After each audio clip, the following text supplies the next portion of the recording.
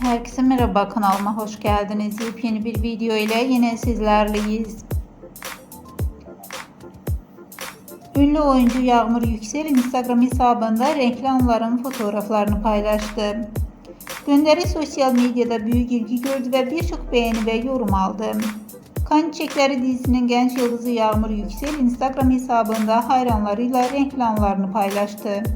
Yüksel'in paylaşımı sosyal medyada geniş ilgi gördü ve binlerce beğeni ve yorum aldı. Fotoğraflar altında hayranlarının coşkulu tepkileri yer alıyor.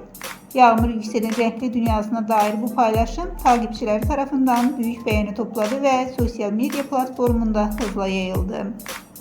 Değerli takipçiler, videomu beğenmeyi, kanalıma abone olup bize destek olmayı lütfen unutmayın.